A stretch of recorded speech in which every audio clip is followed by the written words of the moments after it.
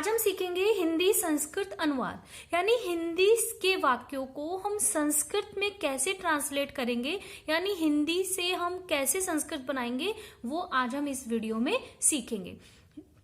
आप इस वीडियो को शुरू से लास्ट तक पूरा ध्यान से देखना, आपको इजीली समझ में आ जाएगा कि किस तरह से हम संस्कृत बनाएंगे। तो स्टेप बाय स्टेप हम सीखेंगे। तो देखिए, हिंदी के अंदर जो कारक होते हैं, कारक के अकॉर्डिंग ही हम संस्कृत में विभक्तियां लगाते हैं। यानी आप जो शब्द रूप पढ़ते हो संस्कृत में, कि बालक के शब्द पढ़े आपने, राम के शब्द पढ़े, लता के शब्द पढ़े, फल के शब्द पढ़े, तो उन शब्द रूपों का क्या महत्व है, उनका प्रयोग हम कैसे करते हैं, वो आप इस वीडियो में आज सीखेंगे। तो देखो, सबसे पहला होता है हमारा कर्ता कारक। यानी हिंदी में जो कर्ता कारक होता है, उस कारक का चिन्ह होता है ने, यानी कर्ता ने। कर्ता कारक में हम लगाते हैं प्रथमा विभक्ति, और प्रथमा विभक्ति जो होती है वो होती है जैसे बालकः, रामः, इस तरह से। और कर्ता कारक कौन होता है? क्रिया को करने वाला। तो वाक्य में जो क्रिया को करता है वो कर्ता होता है। तो उसको हम कैसे वाक्य बनाएंगे? जैसे मैंने एक सेंटेंस लिया है, राम पढ़ता है, तो राम हमारा क्या है? कर्ता कारक है। यहां पर कर्ता कारक कौन है? हमारा राम। तो राम में हमने लगा दी प्रथमा विभक्ति, और हमारा शब्द बना रामः, और पढ़ता है, पढ़ती, ये हमारी हो गई क्रिया। तो ये हो गई हमारी क्रिया, और ये क्या है? हमारा कर्ता। तो कर्ता कारक में हमने क्या लगाया? प्रथमा विभक्ति। उसके बाद आता है हमारा कर्म कारक। कर्म का चिन्ह होता है कर्ता ने कर्म को, यानी कर्म का कारक चिन्ह क्या हुआ? को। और कर्म कारक में हम कौन सी विभक्ति लगाएंगे? द्वितीया। यानी प्रथमा के बाद कौन सी आती है? द्वितीया। अब देखिए व्याख्या इसकी कि कर्म कारक होता क्या है, यानी जिस पर क्रिया का फल पड़ता है, यानी जिसका क्रिया से सीधा सीधा संबंध होता है। ठीक है, जिसका क्रिया से सीधा संबंध होता है, क्रिया से सीधा संबंध होता है, या फिर आप लिख सकते हो जिस पर क्रिया का फल पड़ता है, सीधा संबंध। ठीक है, अब हम वाक्य बनाते हैं कर्म कारक का। जैसे राम, यही सेंटेंस लेते हैं हम, राम पुस्तक पढ़ता है, तो मैंने लिखा रामः पुस्तक को पढ़ता है ना। तो पुस्तक में हमने क्या लगाया? पुस्तक को। पुस्तक है हमारा कर्म, और कर्म में हमने लगा दी द्वितीय विभक्ति, और तो पुस्तक की द्वितीय होगी पुस्तकम। पुस्तकम। रामः पुस्तकम पठति, क्रिया लगा दी आपने, रामः पुस्तकम पठति, राम पुस्तक पढ़ता है। अब देखो, उसके बाद आता है हमारा करण कारक। अब करण का कारक चिन्ह क्या होता है? कर्ता ने कर्म को करण से। अब ये वाला जो से है वो के द्वारा अर्थ वाला होता है। ठीक है, इसके अंदर हम लगाते हैं तृतीया विभक्ति। द्वितीया के बाद क्या आएगी? तृतीया विभक्ति। तो हम यहां लिखेंगे तृतीया विभक्ति। अब देखिए, करण कारक होता क्या है, व्याख्या इसको समझेंगे कि करण कारक क्या होता है। यानी क्रिया के साधन को, यानी क्रिया जिस साधन के द्वारा होती है, क्रिया के साधन को करण कारक कहते हैं। क्रिया के साधन को, साधन समझ गए, जिसके द्वारा क्रिया होती है। अब देखो, यहां पर हमारा राम क्या था? कर्ता। ये क्या हो गया? हमारा कर्म कारक। कर्म कारक में हमने क्या लगा दी? द्वितीय विभक्ति। तो जहां पर कर्ता आएगा उसमें हमने प्रथमा लगाएंगे, जहां पर कर्म आएगा उसमें हम द्वितीय लगाएंगे। अब हमारा आ रहा है करण कारक, यानी से या के द्वारा। तो अब हम वाक्य बनाएंगे इसका, करण कारक का हम वाक्य बनाते हैं। जैसे राम, यहां तो पुस्तक पढ़ता है, राम कलम से लिखता है। अगर हम ये वाक्य बनाते हैं, मैं यहां लिखती हूं, राम कलम से लिखता है, राम कलम से लिखता है। अब यहां पर देखिए, ये जो से आ रहा है, ये कारक चिन्ह है हमारा से, यानी के द्वारा अर्थ में राम कलम के द्वारा लिखता है, तो लिखना जो क्रिया है वो किसके द्वारा हो रही है, कलम से। तो ये क्या हो गया, क्रिया का साधन हो गया, इसके द्वारा क्रिया हो रही है। तो अब इसमें हम कौन सी विभक्ति लगाएंगे, हम लगाएंगे तृतीया विभक्ति। अब तृतीया विभक्ति हम बोलकर देखते हैं कि कलम की तृतीया क्या होगी। अब कलम शब्द नपुंसकलिंग है, अब हम बोलेंगे तृतीया से जो नपुंसकलिंग शब्द भी पुल्लिंग की तरह चलते हैं, तो बालक की तृतीया क्या होती है, बालकेन। तो कलम की तृतीया क्या हो जाएगी, कलमेन। अब हम लिखते हैं राम, राम हमारा करता है तो हमने लिखा रामः, प्रथमा विभक्ति। कलम से, अब इस कलम में हमने लगाई तृतीया विभक्ति, तो हमने हमारा शब्द बना कमलेन। जैसे आप बालक शब्द के रूप याद कर लो, तो बालक की तृतीया क्या होती है, बालकेन। ऐसे ही कलम की क्या होगी, कलमेन। कलम क्या होती है, जिससे हम लिखते हैं, तो उसको हम कलम कहते हैं। तो हमारी तृतीया विभक्ति में शब्द बनेगा कलमेन। रामः कलमेन लिखती, राम कलम से लिखता है। सॉरी, संस्कृत लिखना है, रामः कलमेन लिखती, राम कलम से लिखता है।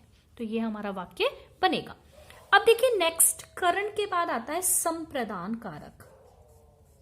संप्रदान जो कारक है, इसका चिन्ह होता है के लिए, के लिए, या फिर को भी होता है, कहीं कहीं को भी आता है, तो के लिए भी आता है और को भी आता है।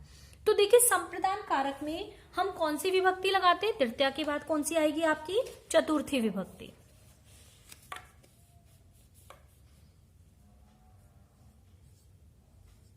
तो आप यहां लिखेंगे चतुर्थी विभक्ति।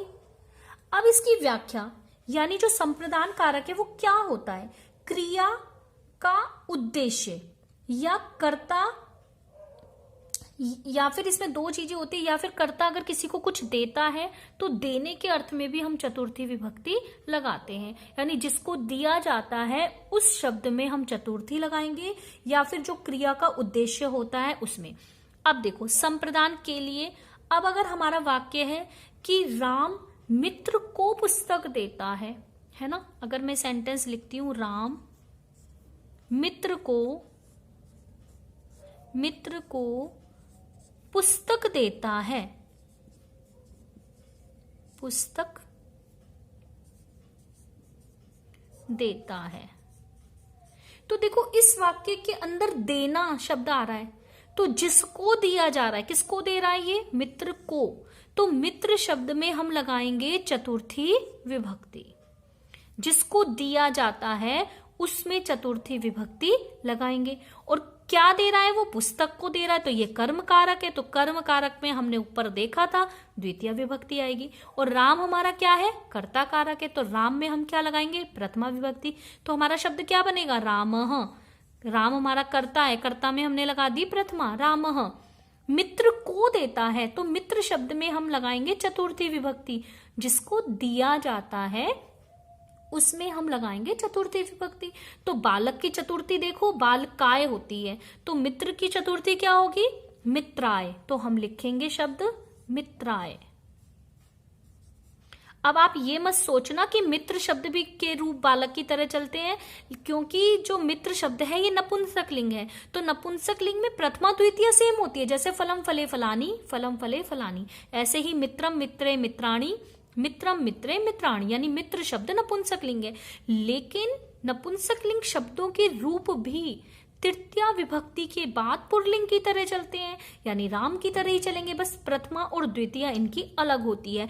तो इसलिए ये चतुर्थी विभक्ति है, इसलिए हमने बालक के अकॉर्डिंग ही इसमें इजी वे में याद रखने के लिए बालक के अकॉर्डिंग हमने लगा दी मित्राय, बालकाय मित्राय।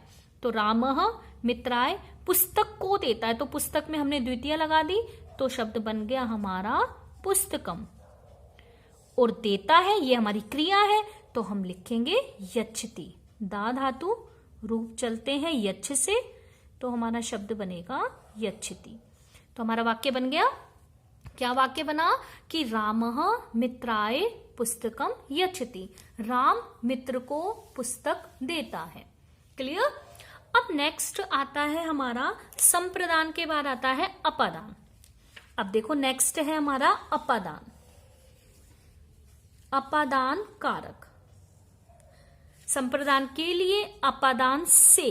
अब ये वाला जो से है, ऊपर वाला से था के द्वारा अर्थ में, ये वाला से है अलग होने के अर्थ में। तो देखो अलग होने के अर्थ में हम कैसे लिखेंगे इसको।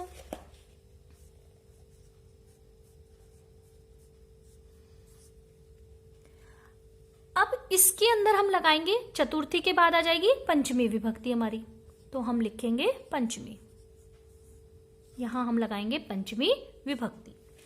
अब देखिए अपादान क्या होता है, जिससे अलग होने का भाव हो, यानी किसी भी चीज से अगर हम अलग हो रहे हैं, व्यक्ति से, वस्तु से, तो जिससे अलग होंगे उस शब्द में हम लगाएंगे पंचमी विभक्ति। जैसे पेड़ से पत्ता गिरता है, तो पेड़ से अलग हो रहा है, तो पेड़ शब्द में हम लगाएंगे पंचमी विभक्ति।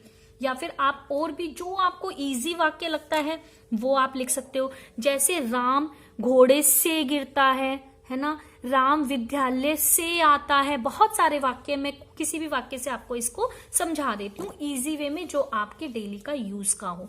तो देखो जैसे हम लिखते हैं राम विद्यालय से आता है, राम विद्यालय से आता है।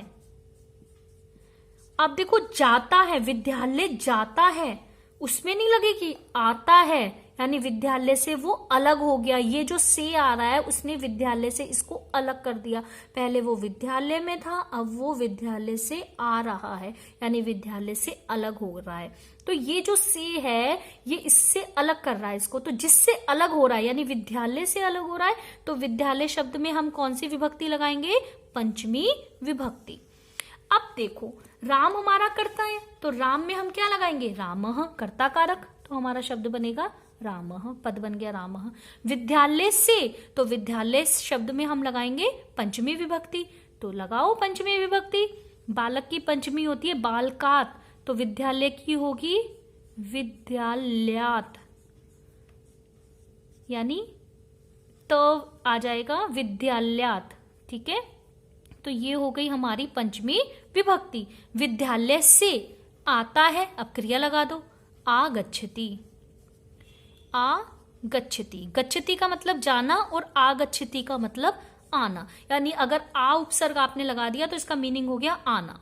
तो राम विद्यालय से आता है। अब नेक्स्ट देखते हैं। नेक्स्ट हमारा कारक आता है बच्चा, अपादान के बाद आता है हमारा संबंध कारक। तो देखो संबंध कारक में लगती है हमारी षष्ठी विभक्ति। संबंध कारक, संबंध कारक का चिन्ह क्या होता है, का, के, की, रा, रे, री, है ना, का, के, की, या फिर रा, रे या री। अब देखो संबंध कारक में हम लगाएंगे षष्ठी विभक्ति। अब जहां पर संबंध कारक आएगा उसमें आपको लगानी है षष्ठी विभक्ति। जैसे यह महेंद्र का घर है, यह राम का घर है, या फिर राम का भाई लक्ष्मण है, या तो का आए, का, के, की, या फिर यह मेरा भाई है, रा, रे, री, इस तरह से शब्द आए। तो इन शब्दों में जिनके साथ ये शब्द, ये चिन्ह लगे होंगे उसमें हमें लगाना है षष्ठी विभक्ति। तो देखो जैसे राम का भाई, अगर हम वाक्य बनाते हैं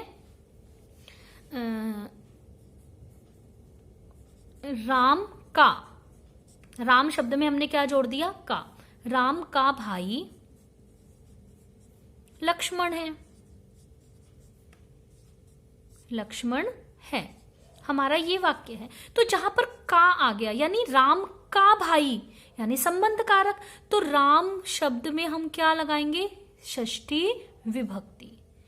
तो बालक की षष्ठी क्या होती है, बालकस्य, राम की षष्ठी क्या होगी, रामस्य, तो हम लिखेंगे रामस्य, राम का, रामस्य का हिंदी क्या हो गई, राम का। भाई, अब छोटा भाई है तो अनुजः लिखेंगे हम, अनुजः, अनुजः का मतलब छोटा भाई, लक्ष्मणः, लक्ष्मणः अस्ति, अस्ति मतलब है। अब देखो, रामस्य अनुजः लक्ष्मणः अस्ति, राम का भाई लक्ष्मण है। क्लियर। अब नेक्स्ट आता है हमारा संबंध कारक के बाद आता है अधिकरण कारक। अधिकरण का चिन्ह होता है में और पर।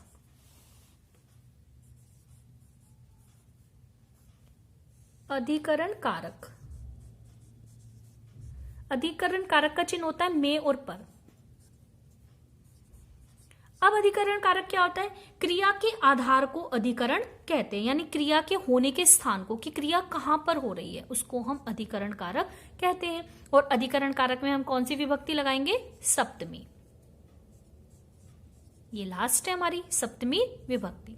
अब देखो सप्तमी विभक्ति का जो वाक्य होगा कैसे होगा, जैसे वृक्ष पर बंदर हैं या वृक्ष पर बंदर कूद रहे हैं, क्रिया के होने का स्थान, जैसे वाक्य में लिख देती हूं। या फिर बच्चे तालाब में तैर रहे हैं, या तो में आए या पर आए, तो जिसमें में आए या पर आए दोनों में हम कौन सी विभक्ति लगाएंगे? सप्तमी। तो एक वाक्य में इसका समझा देती हूं और एक इसका। तो वृक्ष